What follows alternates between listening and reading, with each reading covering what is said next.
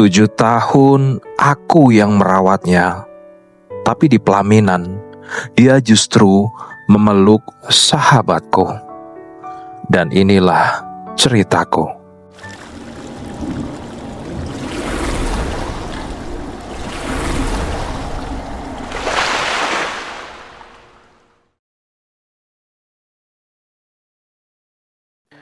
Namaku Tari. Aku tinggal di rumah besar ini sejak usia 17 tahun. Bukan karena aku anak orang kaya, tapi karena aku bekerja sebagai pembantu. Bukan pembantu yang datang pagi lalu pulang sore. Aku tinggal di sini, tidur di kamar sempit dekat dapur. Pakaianku bukan seragam khusus, hanya kaos longgar dan celana hitam. Kadang daster lama milik majikanku yang sudah almarhumah. Aku mengurus segalanya, dari memasak, mencuci, menyapu, merawat bunga di taman belakang, hingga merawat Tuan Faisal, majikanku yang stroke sejak 3 tahun lalu. Setiap hari, aku bangun sebelum azan subuh, menyiapkan sarapan untuk seluruh isi rumah. Mengganti selimut Pak Faisal, menyuapinya, memandikannya dengan sabar, lalu menyetrika pakaian kerja Fadel, anak tunggal Tuan Faisal yang sekarang jadi pemilik rumah ini. Tapi ada satu hal yang tak pernah orang tahu. Aku juga merawat sesuatu yang tidak kasat mata. Hatiku sendiri. Hatiku yang sejak lama menyimpan satu nama, Fadel. Dulu, waktu pertama kali aku datang ke rumah ini, Fadel baru saja lulus SMA. Dia masih tinggal bersama kedua orang tuanya. Ibunya sangat baik padaku. Kadang suka menyelipkan uang jajan ke kantong dasterku, tapi beliau meninggal dunia karena kanker setahun setelah aku datang. Sejak itu, rumah ini berubah, sepi. Tuan Faisal makin diam dan Fadel entah kenapa mulai sibuk, jarang pulang. Kalau pulang pun cuma sebentar, lalu pergi lagi. Aku yang mengurus semuanya sendirian, dari menahan amarah Tuan Faisal yang sering marah tanpa sebab, hingga membersihkan lantai rumah yang tiap malam sering basah oleh air mataku sendiri. Tapi aku tetap bertahan.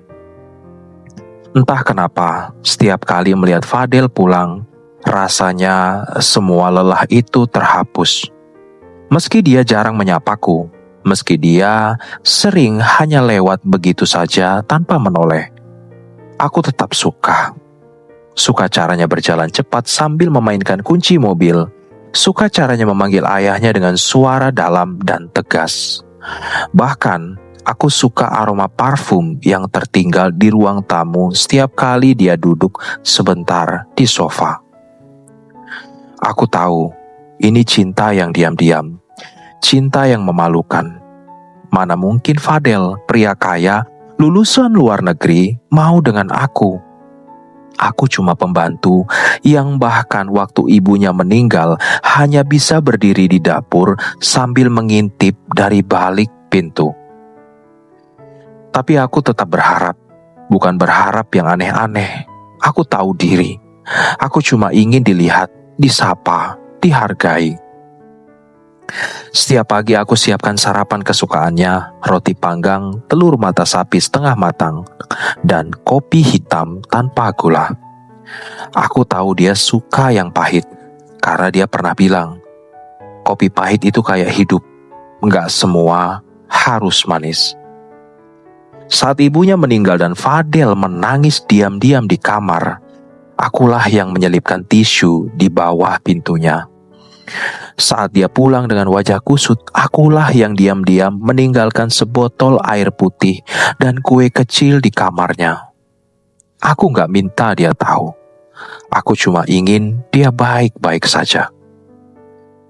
Tahun demi tahun berlalu, aku tetap di sini. Umurku sekarang 25 dan Fadel sudah jadi pria mapan, ganteng, rapi, dan sukses. Tapi tetap tak pernah benar-benar melihatku. Sampai hari itu, sore itu aku sedang memandikan Tuan Faisal. Tangannya yang lumpuh mulai dingin karena air terlalu lama. Aku buru-buru mengambil handuk dan mengelap tubuh tua itu. Tuan Faisal batuk pelan, matanya melirik ke arah pintu. Kayaknya ada suara mobil masuk, Tar. Aku menoleh. Benar, suara mesin mobil terdengar jelas dari luar. Aku cepat-cepat mengganti pakaian Pak Faisal, lalu membantu beliau duduk di kursi roda. Aku dorong beliau keluar kamar menuju ruang tamu. Dan disitulah aku melihatnya. Fadel berdiri di depan pintu bersama seorang wanita cantik, tinggi semampai, kulitnya putih, rambutnya panjang dan tergerai rapi. Wangi parfumnya menusuk seperti aroma bunga mahal yang tak pernah mampir ke dapurku. Wajahnya bersinar, senyumnya ramah. Pak, ini calon istriku. Dunia seolah berhenti. Aku berdiri di balik dinding, tak berani maju. Jantungku seperti ditarik paksa dari dadaku. Fadel memperkenalkan wanita itu sebagai calon istri. Aku bahkan belum pernah dengar dia dekat dengan siapapun. Wanita itu maju dan mencium tangan Tuan Faisal. Perkenalkan, saya Lydia. Aku mundur pelan, kembali ke dapur. Tangan gemetaran, mataku panas, tapi aku harus kuat. Aku pembantu, mana boleh menangis di ruang tamu. Aku bersembunyi di balik pintu lemari es, mengambil gelas menuang air, tapi airnya tumpah, tanganku terlalu gemetar. Aku tak tahu harus merasa apa, marah, kecewa, sedih. Tapi pada siapa? Aku bahkan bukan siapa-siapa. Beberapa menit kemudian aku dengar suara tawa di ruang tamu. Lydia sedang bercerita sesuatu. Fadel tertawa kecil. Bahkan Tuan Faisal ikut tersenyum. Aku menunduk, mencoba menelan kenyataan seperti menelan air sumur yang dingin dan pahit. Malam itu, aku duduk di pojok dapur lebih lama dari biasanya, mengamati piring-piring kotor yang belum sempat dicuci. Aku biarkan saja. Biasanya aku rajin, tapi malam itu hatiku terlalu penuh untuk mengurus piring. Jam 9 malam, Fadel datang ke dapur. Aku kaget. Buru-buru berdiri. Mas, mau makan malam? Fadel mengangguk. Iya, Lydia udah pulang. Aku lapar. Aku cepat-cepat menghangatkan sup ayam. Sambil mengaduk, aku memberanikan diri bicara. Mas, Lydia orang mana? Teman kampus. Kami baru dekat 2 bulan, tapi kayaknya cocok. Aku diam. 2 bulan? Hanya 2 bulan dan sudah mau menikah? Cepet banget ya, Mas. Fadel tersenyum kecil. Kadang orang yang baru datang bisa terasa lebih cocok, Tar. Nggak harus lama kenal buat yakin. Aku terdiam, seperti tersiram air dingin. Kata-katanya seperti panah menancap. Setelah Fadel kembali ke kamar, aku duduk di kursi kecil dekat kompor. Mataku menatap panci sup yang masih hangat. Airnya bergoyang pelan, seperti hatiku tak tenang. Aku tahu tak ada yang bisa kulakukan. Tapi aku juga tahu aku tidak akan bisa tidur malam ini. Besoknya, rumah jadi lebih sibuk. Lydia sering datang, membawa kue, kadang buah, bicara pada Fadel di ruang tamu sambil tertawa terbahak-bahak. Kadang mereka keluar berdua dan aku berdiri di pintu melihat bayangan punggung mereka menjauh. Tuan Faisal pun tampak menyukai Lydia. Beliau bilang, "Akhirnya Fadel buka hati lagi. Aku senang." Aku tersenyum, tapi hatiku menangis. Aku tetap bekerja seperti biasa, tapi setiap kali melihat mereka berdua, aku seperti dihantam ombak besar yang tak pernah terhenti. Aku tetap memasak, bersih-bersih, merawat Tuan Faisal, dan menyetrika baju Fadel. Tapi malam hari, aku menangis diam-diam. Dalam doaku, aku minta Tuhan, beri aku kekuatan. Kalau memang bukan dia jodohku, tolong kuatkan hatiku agar tak berharap lagi.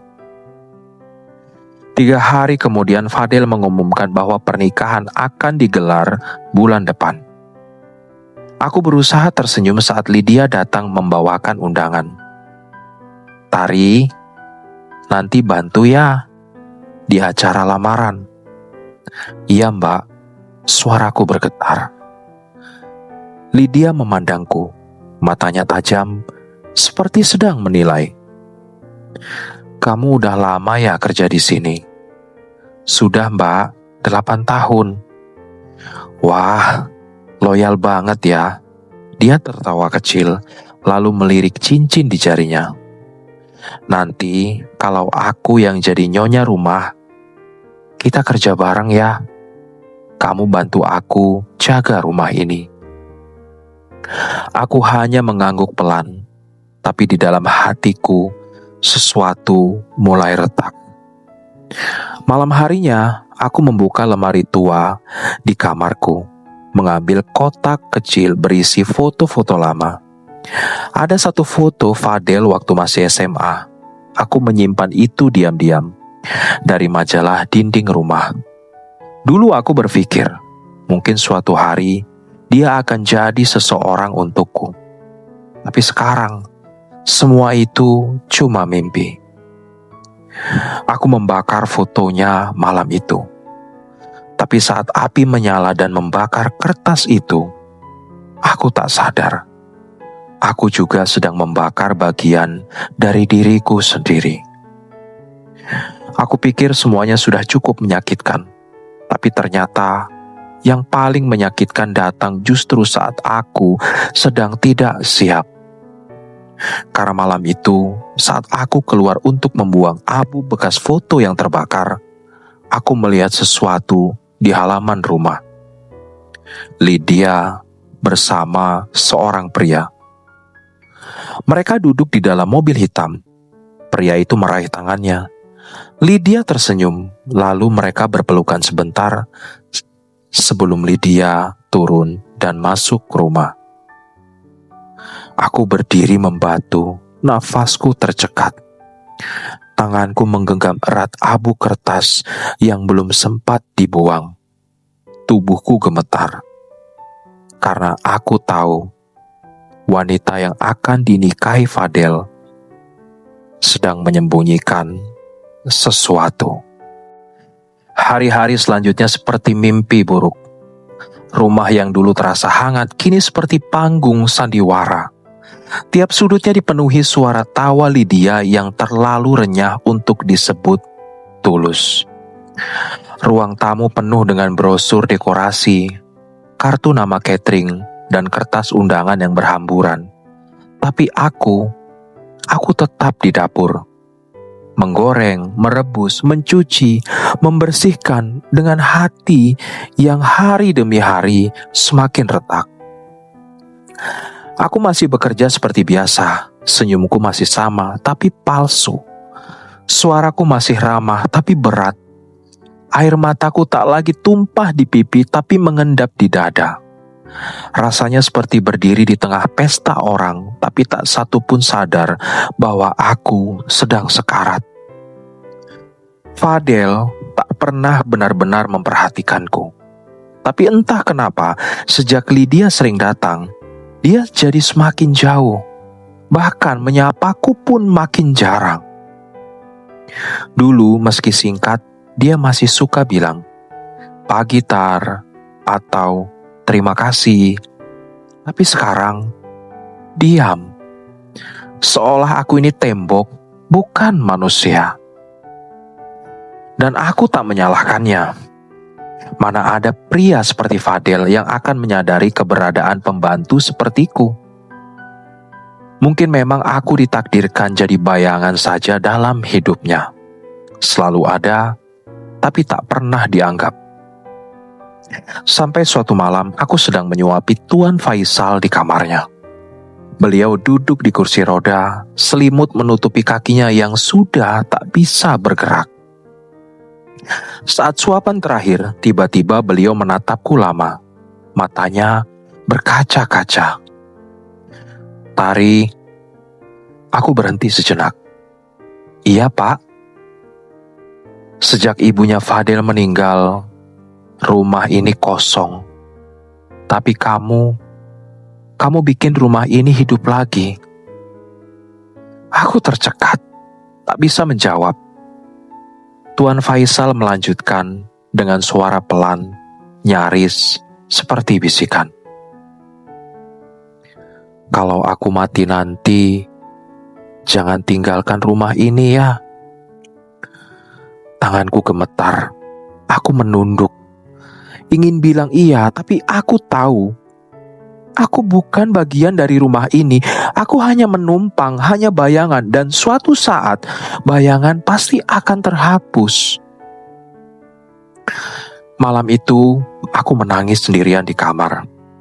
Suara jangkrik dari luar jendela terasa seperti irama kesepian. Aku memeluk bantal, mencoba tidur, tapi mataku terus terbuka. 2 hari sebelum hari pernikahan, hujan turun deras sejak siang. Aku baru saja selesai mengeringkan baju-baju yang tak sempat kering ketika aku melihat sesuatu dari balik jendela dapur. Sebuah mobil hitam berhenti di depan pagar rumah. Aku mengenali mobil itu. Mobil yang sama seperti malam itu yang pernah kulihat ketika Lydia berpelukan dengan pria asing. Penasaran, aku mendekat ke jendela dan menyibak sedikit tirai. Hati-hati, jangan sampai terlihat. Dan benar saja, di dalam mobil itu, Lydia. Lagi-lagi dengan pria yang sama, kali ini mereka tak sekedar berpegangan tangan, pria itu mencium keningnya. Aku buru-buru mengambil ponsel bututku. Kamera belakangnya buram, tapi masih cukup untuk memotret. Aku ambil 3 kali jepretan. Tanganku gemetar, jantungku berdetak tak beraturan, rasanya ingin muntah.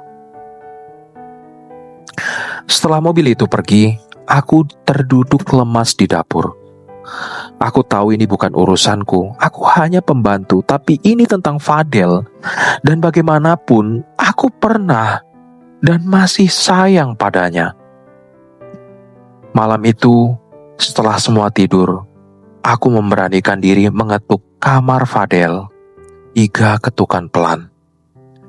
Beberapa detik kemudian pintu terbuka. Fadel menatapku. Wajahnya tampak letih.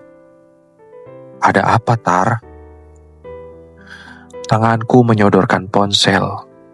"Maaf, Mas.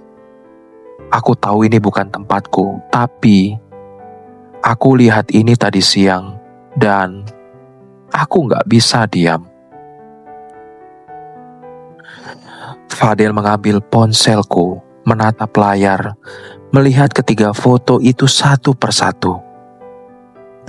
Ekspresinya tak berubah, hanya matanya yang sempat bergerak cepat.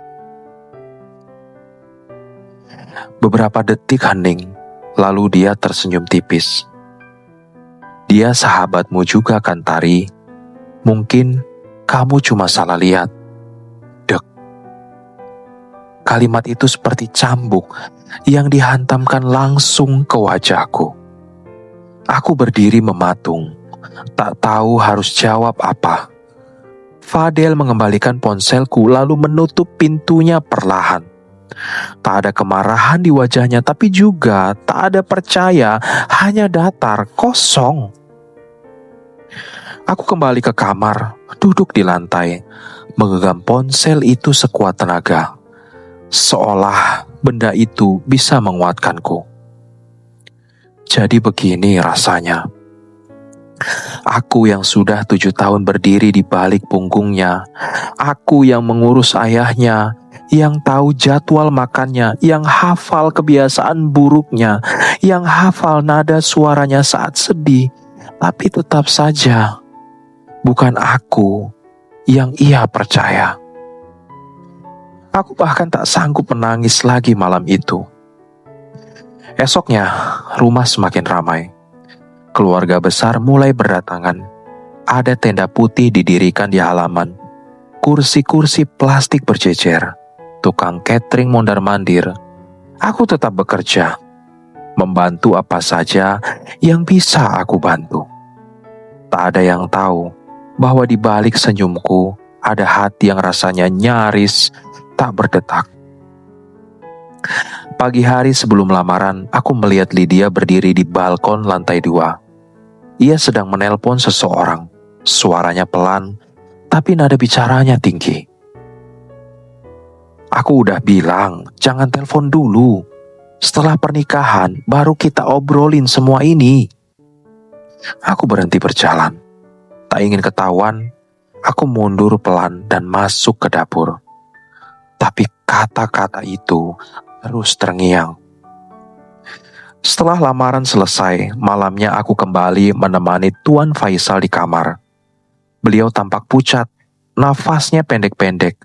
Aku menyuapinya pelan, tapi ia menolak. Tari, kamu lihat Fadel bahagia enggak?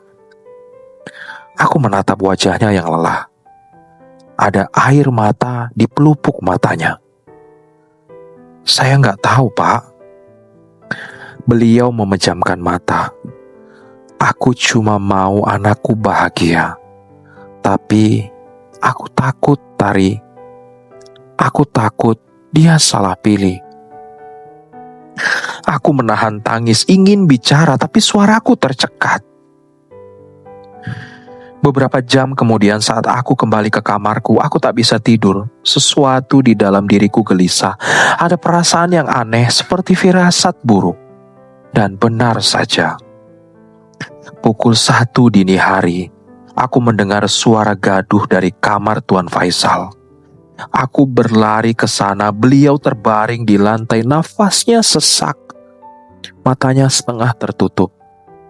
Pak, aku panik, mencoba mengangkatnya ke ranjang, tapi tubuhku terlalu kecil. Aku berteriak memanggil Fadel. Tak lama dia datang dan langsung mengangkat ayahnya. Kami berdua membawa Tuan Faisal ke rumah sakit. Tapi semuanya terlambat. Tuan Faisal meninggal dunia pukul 3 pagi. Aku menangis sejadi-jadinya di lorong rumah sakit.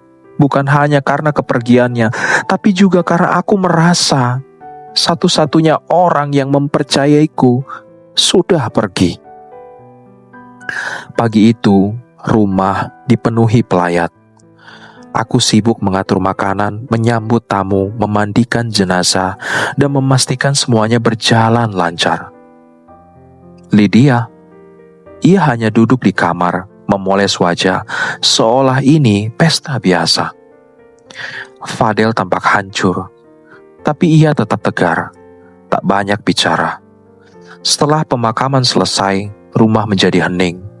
Semua pergi, tinggal kami bertiga di rumah besar itu. Malam itu, aku melihat Fadel duduk sendirian di ruang kerja ayahnya. Di depannya ada tumpukan dokumen, surat warisan. Wajahnya muram, tapi ada satu lembar yang membuatnya terdiam lama. Keesokan harinya, saat aku sedang menyapu taman belakang, Fadel datang padaku. Ia membawa selembar surat. Ia menyerahkannya padaku. Ayah ninggalin ini buat kamu. Aku membaca surat itu dengan tangan gemetaran. Isinya pendek. Kalau aku mati, tolong jangan usir Tari. Dia bukan sekedar pembantu. Dia anakku juga. Tapi bukan dari darah, melainkan dari kasih sayang. Aku tak bisa berkata-kata. Fadel menatapku lama. Kamu tahu nggak? Ayah lebih sering menyebut namamu daripada nama aku belakangan ini. Aku ingin bicara, tapi tak ada suara keluar dari mulutku. Dan untuk pertama kalinya dalam 7 tahun, Fadel menatapku. Benar-benar menatapku. Tapi sebelum aku bisa menafsirkan arti tatapan itu, aku melihat Lydia berdiri di tangga. Wajahnya dingin. Dan di tangannya ada foto yang dulu aku tunjukkan ke Fadel. Foto dirinya bersama pria lain. Dia tahu. Hari itu aku menyibukkan diri dari pagi buta. Menyetrika baju Fadel, menyiapkan makanan catering, memeriksa dekorasi, memastikan semuanya sempurna. Bukan karena aku ingin pesta ini berjalan lancar, tapi karena aku ingin mengalihkan diriku dari perih yang menggerogoti dada sejak pagi. Fadel menikah hari ini, dan wanita yang dinikahinya bukan aku. Aku berdiri di belakang dapur sambil melihat bayangan mereka lewat kaca. Fadel terlihat gagah memakai beskap putih gading. Wajahnya bersinar bahagia. Lydia tampak anggun dengan gaun mewah dan riasan wajah yang sempurna. Tawa mereka menyatu, bak sepasang kekasih yang ditakdirkan semesta. Aku diam, bibirku kaku. Tidak menangis, tidak juga tersenyum. Hanya dada yang sesak. Karena hari ini aku resmi kehilangan seseorang yang selama 7 tahun ini ku sebut diam-diam sebagai rumah. Aku ikut berdiri paling belakang saat mereka bersanding di pelaminan. Semua tamu sibuk memberinya selamat. Aku hanya menunduk menyembunyikan seragam abu-abuku yang kusam dan sepatu yang telah bolong di ujung. Tak ada yang melihatku. Tak ada yang menyadari keberadaanku. Bahkan Fadel pun tak menoleh. Padahal di dapur tadi, aku yang menyiapkan air jeruk hangat kesukaannya karena perutnya sering masuk angin saat gugup. Setelah pesta selesai, aku kembali ke dapur sendiri. Kududukan diriku di kursi kayu yang reot. Di hadapanku, tumpukan piring kotor menanti. Tapi aku belum sanggup berdiri. Tanganku lemas, bukan karena kelelahan, tapi karena seluruh harapanku sudah hilang. Malam itu, langit mendung, petir bersahut-sahutan, dan seperti pertanda buruk, hujan tiba-tiba turun sangat deras. Sekitar pukul 2 dini hari, aku mendengar suara gedoran keras dari kamar Tuan Faisal. Aku segera berlari. Saat pintu terbuka, tubuh Tuan Faisal terbaring lemas di atas ranjangnya. Matanya terbuka tapi kosong. Tangannya menggantung di tepi kasur. Nafasnya sudah tidak ada. Tubuhnya dingin. Aku memanggil namanya berulang kali, mengguncang pundaknya, menempelkan telingaku ke dadanya, berharap masih ada denyut. Tapi tidak ada. Malam itu, Tuan Faisal meninggal dunia. Fadel histeris. Lydia, ia hanya berdiri di sudut kamar dengan wajah datar, bahkan tak meneteskan air mata. Aku tahu dia tidak dekat dengan ayah Fadel, tapi tetap saja sikapnya membuat dadaku makin nyeri. Aku yang memandikan jenazah, Aku juga yang mengafani dan menyiapkan segala keperluan. Aku yang menyambut tamu duka, mengatur makanan, menyapu halaman rumah yang becek karena tenda belum dibongkar. Lydia lebih banyak mengeluh. Katanya badannya pegal karena semalaman berdiri terlalu lama di pelaminan. Beberapa hari setelah pemakaman, rumah ini seperti sunyi total. Tidak ada suara televisi, tidak ada tawa, bahkan Fadel tak banyak bicara. Aku masih menjalankan tugasku seperti biasa, memasak, mencuci, menyiapkan kopi pagi. Tapi malam itu, ada sesuatu yang mengejutkan. Saat aku membersihkan ruang makan, kulihat sebuah amplop besar tergeletak di atas meja. Aku tidak berani membukanya, tapi Lydia datang tergesa-gesa, lalu merebutnya dan membacanya dengan suara keras. Fadel ikut datang ke ruang makan. Isinya adalah surat warisan dari notaris. Segala harta benda, perusahaan, rumah, kendaraan, dan rekening atas nama saya, Faizal Mahendra, jatuh kepada Fadel Mahendra dengan satu syarat yang tidak boleh dilanggar. Jangan pernah menyakiti Tari. Jika syarat ini dilanggar, maka seluruh warisan akan dibekukan dan dialihkan kepada yayasan sosial. Suasana langsung sunyi. Detik itu juga keheningan menyayat seluruh ruang makan. Fadel mematung. Lydia menoleh padaku. Tatapan matanya tajam, mencurigakan. "Apa maksudnya ini?" katanya dengan suara tinggi. "Kenapa nama kamu ada di surat warisan ayahnya?" Aku diam. Lydia menatap Fadel, lalu kembali mengarah padaku dengan nada yang lebih tajam. "Kamu deketin Tuan Faisal selama ini buat warisan ya? Sengaja jilat-jilat demi duit ya? Aku tahu kamu licik dari awal, Tari. Jangan pura-pura polos." Aku tersenyum tipis. Dada terasa sesak, tapi aku tetap berdiri tenang. "Aku cuma pembantu, Lydia. Tapi kamu lebih rendah. Karena bahkan cintamu kamu jual demi uang." Lydia terdiam. Matanya berkaca-kaca, tapi bukan karena malu, tapi karena marah. Ia membanting gelas yang ada di meja. Kaca berhamburan. Tapi aku tidak goyah, mungkin karena luka di hatiku sudah terlalu banyak. Jadi serpihan itu tak lagi membuatku takut. Malam itu aku kembali ke kamar. Kuselimuti tubuhku, tapi bukan karena dingin, tapi karena tubuh ini gemetar. Karena aku tidak tahu apa yang akan terjadi selanjutnya. Esoknya, suasana rumah berubah drastis. Fadel jadi lebih pendiam. Ia seperti menahan beban yang besar. Aku tahu ia bingung. Di satu sisi, ia mencintai istrinya. Di sisi lain, ia tahu pesan terakhir ayahnya tak main-main.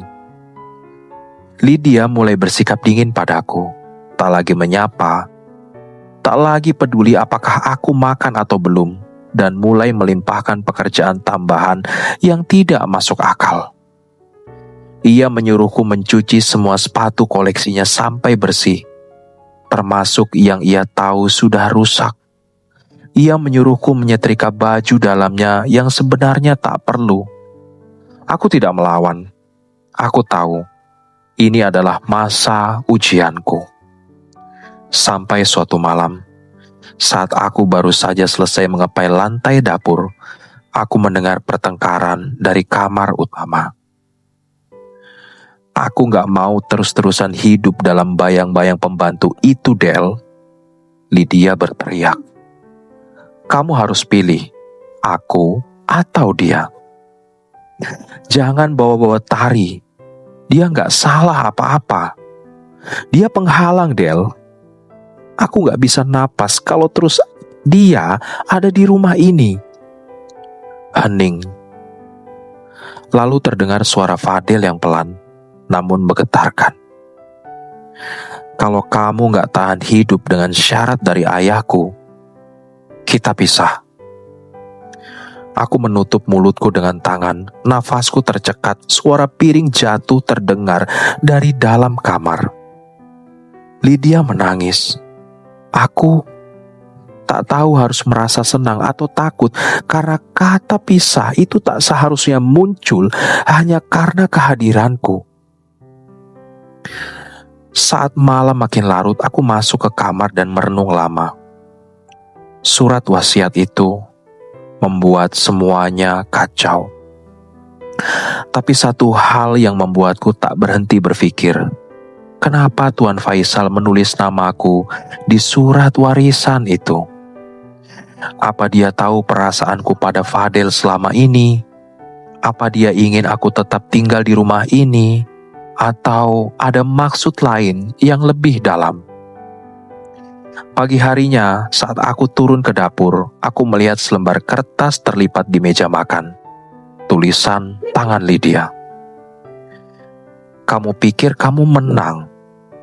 Silahkan ambil semuanya.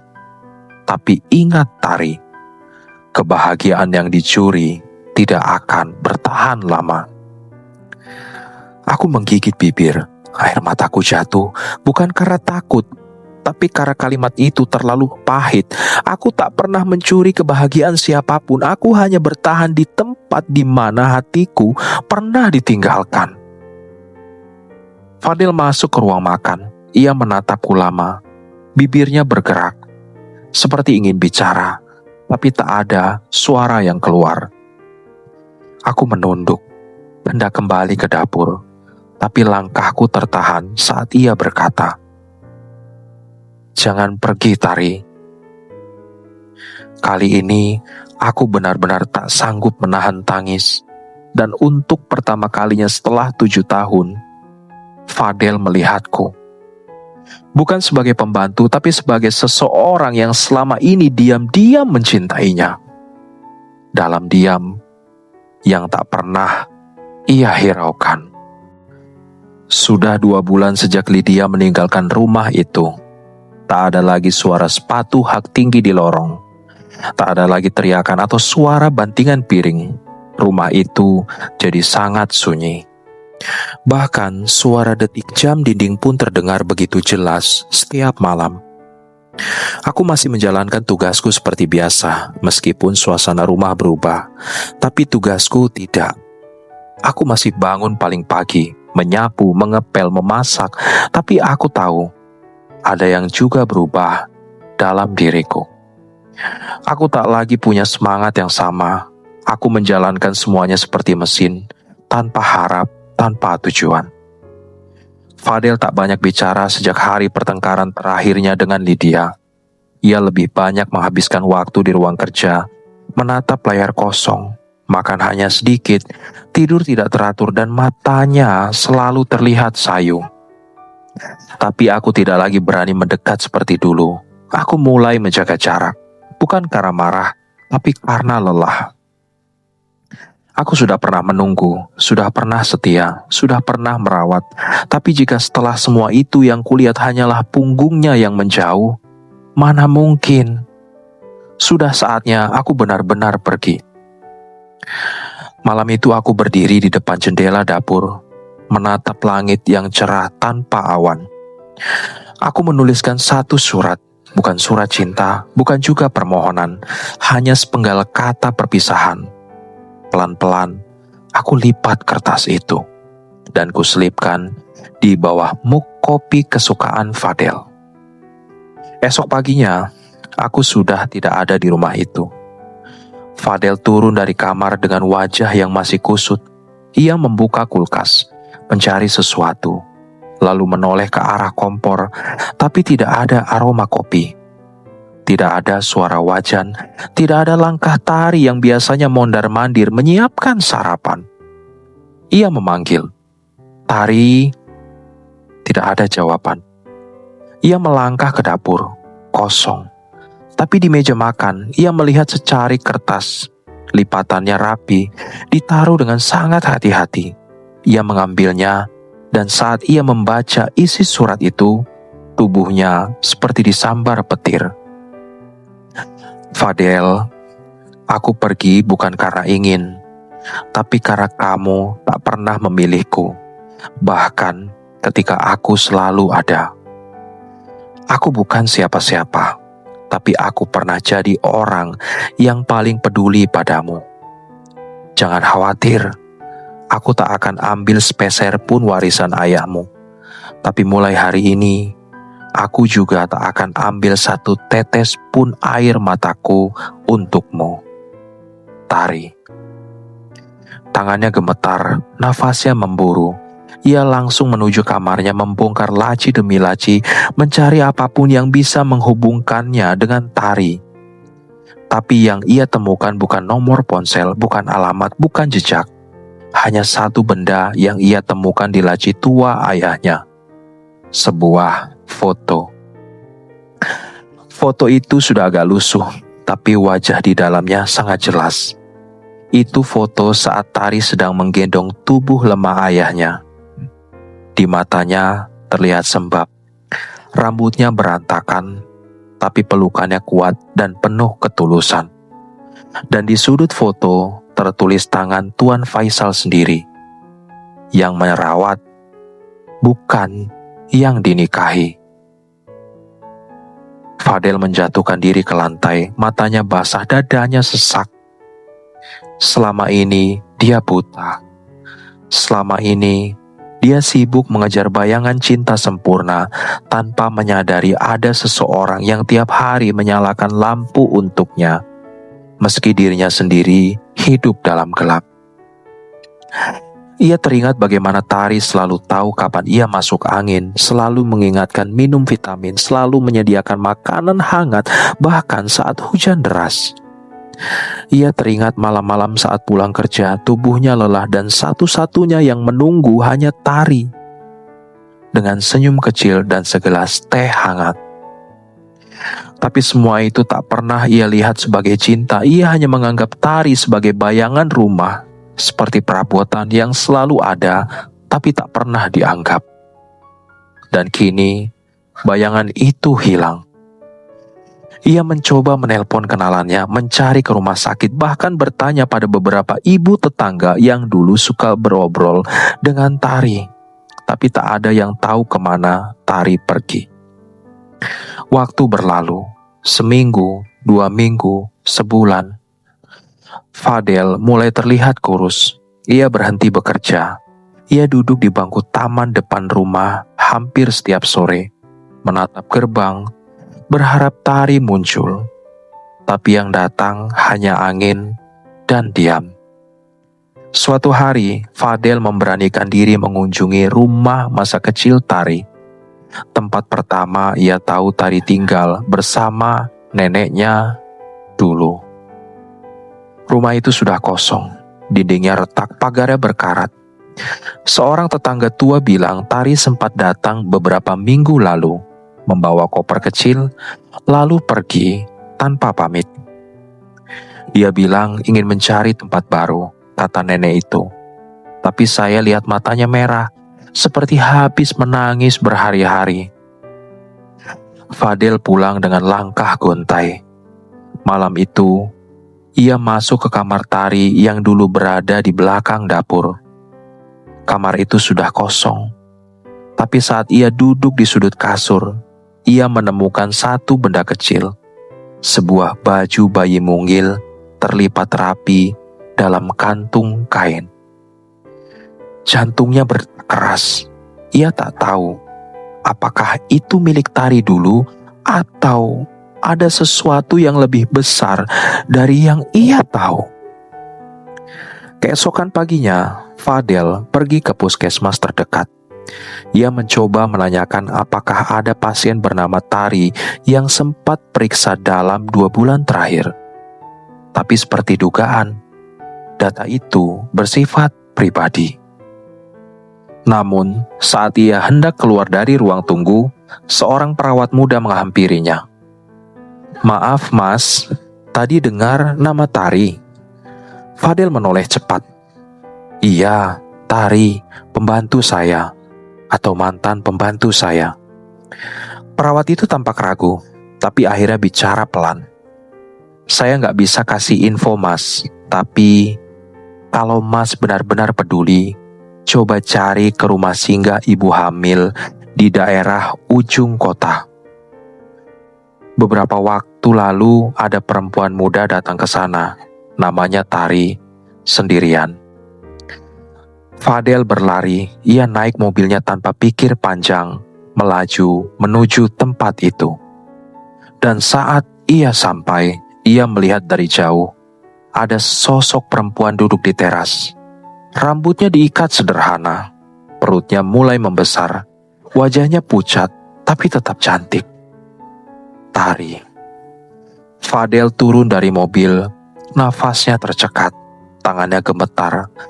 Ia melangkah perlahan, tapi sebelum sempat mendekat, Tari berdiri. Matanya langsung menatap ke arahnya. Mereka saling diam. Tidak ada pelukan, tidak ada air mata, hanya dua orang yang saling memandang dengan sejuta luka yang belum selesai.